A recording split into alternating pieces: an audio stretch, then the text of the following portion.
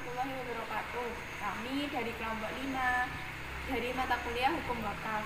Kami di sini akan menyampaikan mengenai timbulnya persamaan dan perbedaan wakaf dalam perspektif fiqh dan hukum positif. Sebelum kami menyampaikan materi, izinkan kami berkenalan dahulu. Perkenalkan, nama saya Dina Fitriana dan teman saya Alfian Miftahul Huda. Poin yang pertama yang ingin saya sampaikan adalah persamaan dan perbedaan konsep perwakafan dalam perspektif fiqh dan hukum positif. Wakaf secara hukum sebagaimana telah ditetapkan oleh mazhab Malikiyah dan mazhab Syafi'iyah memiliki relevansi dengan hukum perwakafan di Indonesia, baik yang terdapat dalam kompilasi hukum Islam atau sering disebut KHI Indonesia, UU nomor 41 tahun 2004 maupun Peraturan Pemerintah RI nomor 42 tahun 2006 tentang pelaksanaan Undang-Undang nomor 41 tahun 2004 tentang wakaf.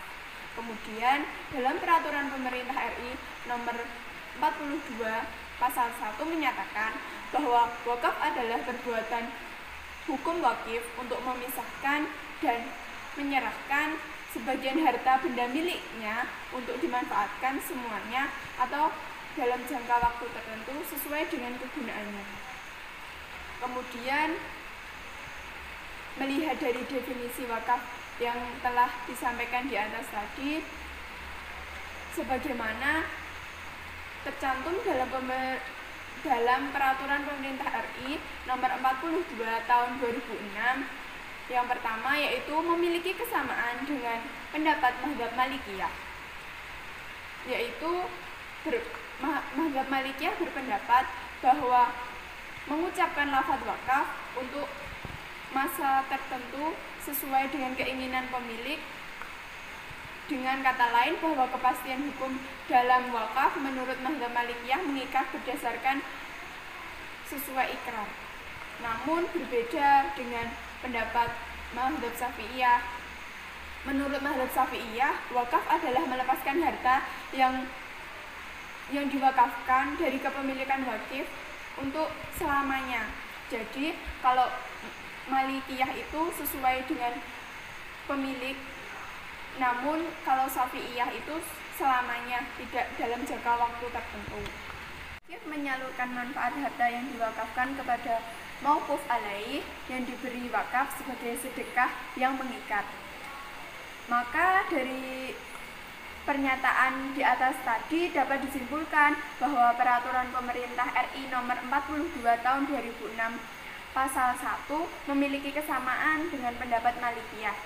Menurut ulama mazhab bahwa wakaf terdiri atas dua macam. Yang pertama yaitu wakaf ahli atau sering dikenal dengan wakaf keluarga. Yang kedua yaitu wakaf khairi atau sering disebut dengan wakaf umum. Yang pertama tadi wakaf ahli. Wakaf ahli adalah mewakafkan sesuatu yang manfaatnya untuk kepentingan keluarga atau tertentu. Sedangkan wakaf khairi adalah mewakafkan sesuatu yang manfaatnya untuk kepentingan umum. Namun berbeda dengan Peraturan Pemerintah nomor 42 tahun 2006. Hanya terdapat wakaf khairi saja atau umum, tidak dicantumkan wakaf ahli atau wakaf keluarga. Pemerintah Indonesia tidak menyantumkan wakaf ahli atau wakaf keluarga dalam Peraturan Pemerintah nomor 42 tahun 2006 ini karena untuk menghindari kemungkinan negatif apabila dicantumkan, karena takutnya akan mengakibatkan pihak-pihak tertentu atau perseorangan apabila wakaf ditujukan untuk seseorang atau kepada keluarga tertentu, mengingat adanya perbedaan kondisi dan pergeseran moralitas masyarakat saat ini dengan masyarakat pada masa ulama mazhab terdahulu. Berdasarkan ketentuan yang terdapat dalam Peraturan Pemerintah nomor 42 tahun 2006 tentang pelaksanaan Undang-Undang nomor 41 tahun 2004 tentang wakaf, pasal 30 menyebutkan Pernyataan kehendak wakif dituangkan dalam majelis ikrar wakaf yang dihadiri oleh nazir, mauquf alaih, dan sekurangnya 2 orang saksi. Berbeda hanya dengan pendapat ulama mazhab yang tidak mengharuskan ada saksi, namun Beda halnya dengan pendapat ulama mazhab yang tidak mengharuskan yang diberi wakaf harus disaksikan oleh minimal 2 orang dan dicatat secara administrasi. Hal ini disebabkan para ulama mazhab berpendapat bahwa harta yang diwakafkan sepenuhnya milik Allah, dan yang menyerahkan harta wakaf itu semata-mata hanya mengharapkan ridho Allah SWT. Sedangkan pemerintah memberikan administrasi dalam proses perwakafan untuk tertibnya penyelenggaraan wakaf, juga untuk menjadi alat bukti apabila terjadi masalah di kemudian hari. Kemudian dalam satu buku dituliskan secara singkat perbedaan dan persamaan wakaf dalam fiqh dan hukum positif berdasarkan pengertian, antara lain harta wakaf lepas atau putus dari hak milik wakaf, kecuali pendapat Hanafiyah Maliki. Dan menurut hukum positif, harta wakaf harus kekal, kecuali pendapat Malikiyah yang mengatakan bahwa boleh mewakafkan sesuatu walaupun akan habis dengan sekali pakai seperti makanan, asalkan manfaatnya berlanjut, tidak habis dalam satu waktu. Yang disedekahkan itu hanyalah manfaatnya saja. Mungkin itu yang saya sampaikan, selebihnya akan disampaikan oleh teman saya, Alfian Miftahul Huda. Bismillahirrahmanirrahim. Assalamualaikum warahmatullahi wabarakatuh. Perkenalkan, nama saya Alfian Miftahul Huda dengan NIM 192141023. Saya akan melanjutkan materi dari teman saya, yaitu kita akan membahas tentang faktor penyebab timbulnya persamaan dan perbedaan konsep perwakafan dalam perspektif fikih dan hukum positif.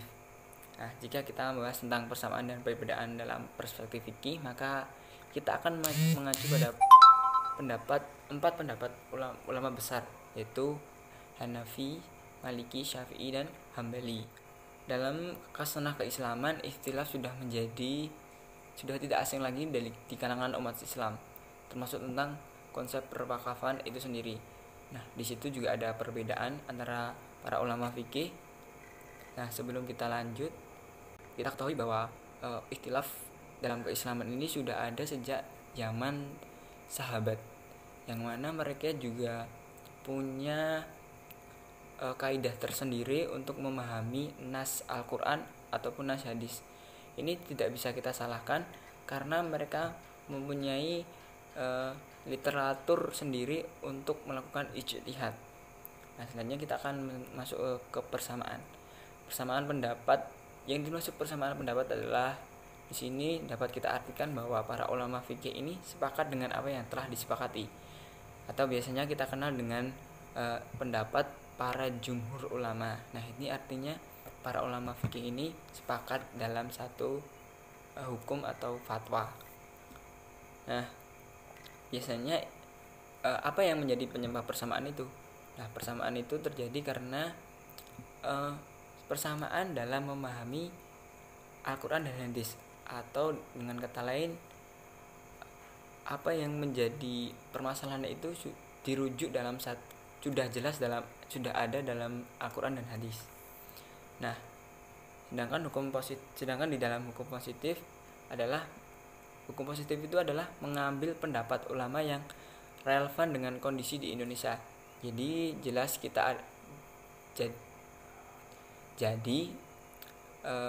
ya kalau hukum positif dan pendapat para ulama atau perspektif fikih ini ada kesamaan dalam pendapatnya ataupun fatwa-fatwanya atau hukum-hukumnya.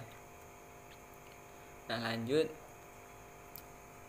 jika kita tarik persamaan pada konsep perwakafan, maka ada beberapa hal yang adanya kesamaan antara perspektif fikih dan hukum positif, yaitu Yang pertama, menurut 4 mazhab dan hukum positif ada persamaan bahwa yang disedekahkan atau diberikan wakaf itu manfaat dari suatu yang diwakafkan dan sepakat bahwa wakaf merupakan sedekah jariyah. Yang kedua, harta yang diwakafkan itu kekal. Nah, kecuali menurut Malikiyah. Yang ketiga, menurut Syafi'i dan Hanabilah, mereka sama-sama berpendapat bahwa hak kepemilikan terhadap harta yang sudah diwakafkan itu lepas atau terputus.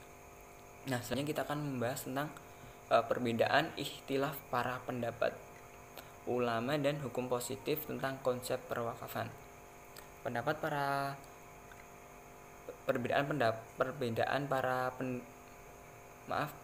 para pendapat ulama ini mengakibatkan adanya mazhab. Artinya, mazhab ini terjadi karena adanya perbedaan dari kalangan ulama, pendapat ulama, dan kemudian diikuti oleh pengikutnya sebagai pilihan untuk melakukan ibadah dan hal yang lainnya. Seperti yang kita ketahui bahwa dalam Islam ada beberapa sumber Islam, namun yang disepakati hanya ada 4, yaitu Al-Quran, hadis, ijma, dan qiyas. Dari keempat ulama besar fikih ini ada perbedaan dalam mengambil sumber-sumber hukum Islam, namun adanya kesepakatan yaitu 4 tadi, Al-Quran, hadis, ijma, dan qiyas. Nah, lalu muncullah pertanyaan, apa yang menjadi penyebab perbedaan pendapat para ulama itu sendiri?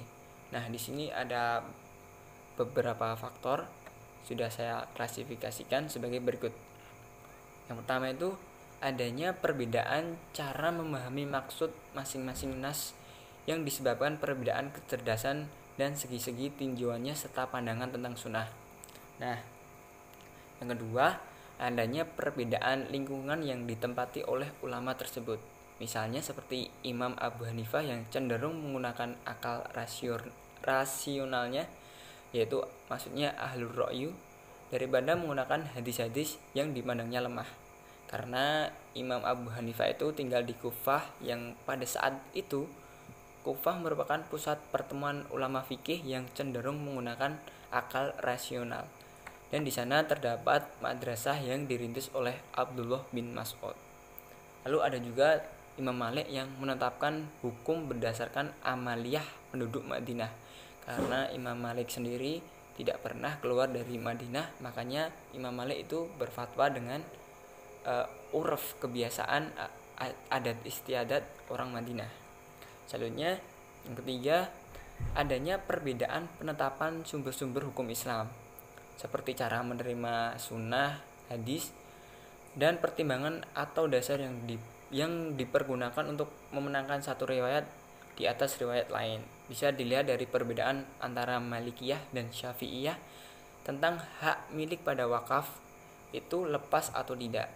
Nah, adanya perbedaan dalam memahami hadis ini terjadi karena adanya perbedaan dalam memahami hadis dari Umar bin Khattab radhiyallahu anhu. Terdapat perbedaan kosakata pada periwayatan di akhir matan hadis, yaitu ada satu riwayat yang menggunakan ghaira mutamalin fi. Nah, artinya tidak menumpuk harta atau tidak berlebih-lebihan sesuai dengan kebutuhan. Dan riwayat lain ada yang mengatakan ghaira mutasyalin mal, tidak bermaksud menguasai atau mengambil alih.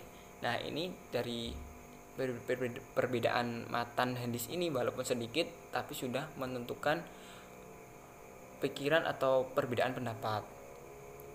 Yang keempat, selanjutnya perbedaan tentang penetapan pengambilan sumber hukum Islam, yaitu ada ulama ahlul hadis dan ulama ahlul ra'yu. Selanjutnya yang kelima, perbedaan prinsip-prinsip bahasa yang diterapkan dalam memahami nas. Nah, ini sudah jelas ya. Di setiap tempat itu bahasanya beda-beda dan kecerdasan para ulama juga beda-beda. Ini dapat menjadi penyebab adanya perbedaan pendapat. Nah, selanjutnya menurut Syekh Taqiyatun An-Nabbani, berbagai mazhab ini terbentuk karena beliau berpendapat mazhab ini terbentuk karena adanya perbedaan dalam masalah usul maupun furu' sebagai dampak adanya diskusi munazarat di kalangan ulama. Nah, sedangkan menurut Abdul Wahab Khalaf, perbedaan penetapan hukum tersebut berdasar pada 3 persoalan. Yang pertama, pengertian mengenai penetapan sebagian sumber-sumber hukum Islam, yaitu yang dimaksudkan adalah sikap cara berpegang teguh pada sunnah, periwayatan, fatwa, sahabat, dan qiyas. Yang kedua, perbedaan mengenai pertentangan penetapan hukum dari tasyri, yaitu maksudnya penggunaan hadis atau ro'yu, hadis atau akal, nas atau akal. Yang ketiga ada perbedaan mengenai prinsip-prinsip bahasa dalam memahami nas-nas syariat, yaitu usul bahasa. Nah, selanjutnya kita akan membahas tentang kita mengkritisi dari persamaan dan perbedaan konsep perwakafan dalam perspektif fikih dan hukum Islam. Nah, ini persamaan dan perbedaan konsep perwakafan dalam perspektif fikih dan hukum positif. Jika dilihat di atas dijelaskan bahwa adanya kesepakatan yang sama, yaitu harta yang diwakafkan itu diambil manfaatnya sebagai sedekah jariah. Selain itu, wakaf ini dianjurkan dalam Islam, dan menurut para sahibul mazhab, keempat mazhab itu tidak ada perbedaan pendapat yang signifikan. Imam Malik, Imam Syafi'i, dan Imam Ahmad berpendapat bahwa hukum wakaf adalah sunnah. Nah, lalu muncullah pertanyaan, bagaimana jika terjadi perbedaan pendapat? Ya, perbedaan sebuah hal yang sudah menjadi lumrah pada Yaman, apalagi dalam Yaman sekarang ini. Namun tak seharusnya perbedaan ini menjadikan sesama muslim itu menjadi sekat atau pemisah dalam urusan agama maupun sosial. Nah, apalagi menjadikan suatu ajaran seperti wakaf ini tidak dapat berkembang, dan maqasid syariah dari wakaf ini pun tidak terwujud karena adanya ikhtilaf para ulama. Dengan adanya perbedaan pandangan seharusnya menjadi khasanah keilmuan yang untuk kita lebih gali lagi. Selain itu dapat kita jadikan pilihan untuk melakukan ibadah. Dalam hal ini terkhususnya adalah ibadah wakaf.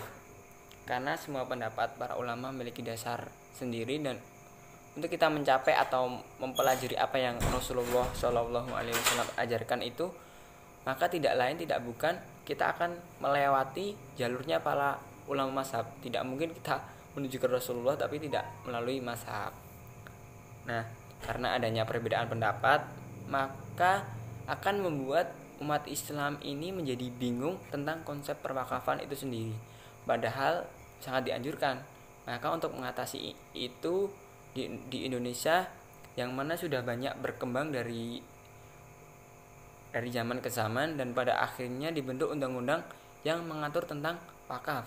Nah, undang-undang ini pun ditempuh dengan mengkaji literatur fikih klasik dan bahkan literatur ekonomi kontemporer, dan juga para pakar hukum ekonomi syariah. Nah, ini berarti bahwa hukum positif yang ada di Indonesia itu diambil dari pendapat para ulama fikih yang relevan dengan keadaan atau lingkungan masyarakat Indonesia. Nah, dengan ini umat Islam menjadi yakin dan tidak ragu lagi untuk melakukan ibadah wakaf itu sendiri. Dengan perbedaan yang ada, seharusnya bisa diambil jalan tengah dan yang tetap tidak keluar dari nilai-nilai keislaman, tetapi juga mengedepankan maqasidus syariahnya bisa terwujud sesuai dengan Al-Quran, hadis, dan pendapat para ulama. Nah, sekian dari saya, kurang lebihnya mohon maaf. Assalamualaikum warahmatullahi wabarakatuh.